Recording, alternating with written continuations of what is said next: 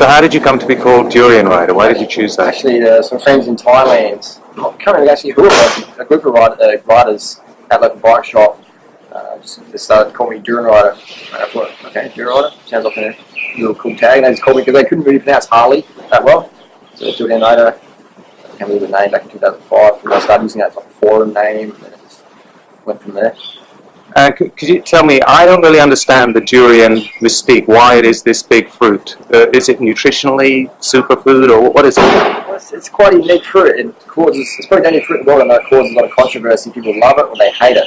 People travel around the world to come to eat it, or they just run away from it.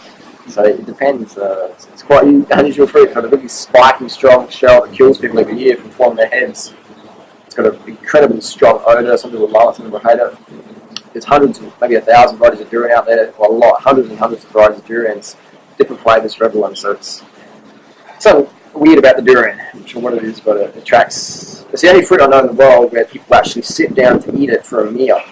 In Malaysia, you go to Malaysia or Singapore, you have durian, all you can eat durian stalls or just little stalls. People just come just eat the durian, nothing else with the durian, just water and durian, maybe a mango steam afterwards. But it's the only fruit I know people sit down and eat a meal of it in a public sort of area. Just conventional-minded people, not like fruitarians or vegans, just conventional-minded people go, let's go and have a meal of durian. It's quite unique. Next question, any advice for the 16-year-old Harley all those years ago? If you met him, if you go back in a time machine, just have a quick word, what would you say? 16, I think it was 1993. Quick word to myself would be skip the cycling and fitness, skip the drug culture. Drug culture, maybe do it for a weekend or a week, maximum 1 month, because the drug culture is pretty shit, it's pretty shallow. It's like a time warp. You get into this rut of drugs and then you just sort of carry along for a few years and then all of a sudden you come out and you go, oh, what just happened then? So I'd say, I did a lot of drugs back then, a lot of crime. I'd say maybe experiment with that, get an opinion of it, but really it's shallow friendships, shallow relationships, in trouble, wasted time, wasted youth really. I wouldn't spend more time in nature. I would spend more time on my bike around nature. I wouldn't start a YouTube channel, but there's no YouTube back then. That was before the internet was really kicking on. So if I was 16 now, I'd be like banging out YouTube videos, earning $100,000 a year as a 16-year-old, making videos about snakes or spiders or some of the other crap I'm making now.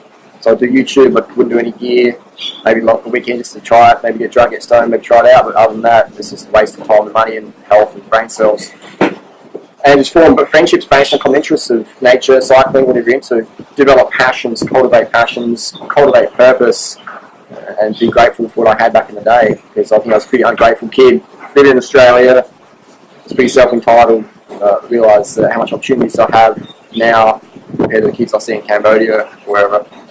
That was my tip, would just be get more into nature, get more into riding, focus on developing fitness, maybe get bench press, train weights. Would have started up martial arts, Muay Thai or boxing, full contact boxing sparring. Would have done that straight away instead of playing video games and smoking bongs and eating Big Macs. Wasted so much time doing that. And then I guess finally, I've got a question for myself, which is does any of that Harley from then remain here in this Harley that I'm talking to? Which Harley? Have you reinvented yourself totally? Definitely reinvented myself. I don't smoke bongs anymore, I don't do drugs anymore. I haven't done any meth or speed since 1996. I haven't done any marijuana since 1997. So definitely, I'm more about helping people help themselves, get fit and healthy at the same time we help the animals of the planet. So I don't play video games anymore. Maybe Super Mario Kart once every 2 years. I'm more about creating change with myself and inspiring that change, positive change in other people. That's my video game. That's my video game. Is YouTube, is getting as many hits as possible, get on TV, front page newspapers with a good message. So I don't have the video game playing anymore, but I have my whole life's a video game now, every day. And then finally, a little word for Idris, who's inspired by you. Nice. Just wonder what you might have to say to him, and in general to teenagers who might be going on this road. Well, I think teenagers today, it's a lot of pressure to conform with social media, Instagram, YouTube. It's like, this is how you got to look, it's what you got to think, it's what you got to say, it's what you got to buy, it's what you got to eat. And to me, I'll say fuck all that and do what you want to do what the planet needs, and don't be afraid to stand up and say, look, this is what needs to be done. And if your friends give you crap about it, they're not really friends, or they're unconscious, and maybe in 10 years' time or 5 years' time, they might go, hang on, wow, you were right, I was wrong, sorry about that. So don't worry about just disconnecting from people and put more energy into training. Just train hard. Get early nights, get your carbs in, eat healthy, smash in the water. While your mates are wasting their youth, and then regretting it when they're 40 or 50, you'll be like, man, I've just built 20 years of Muay Thai or boxing skills or cycling fitness or massage, whatever you're into, YouTube career. Just work hard, man. Work your ass off every day. Get really nice and just smash again next day.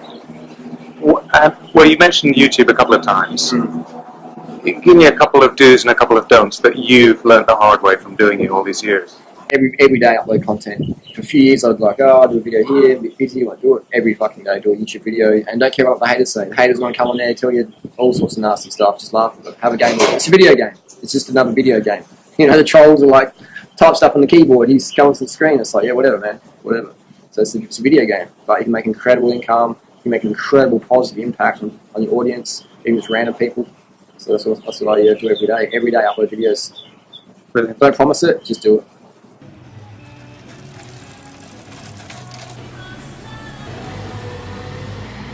Fair trade, organic,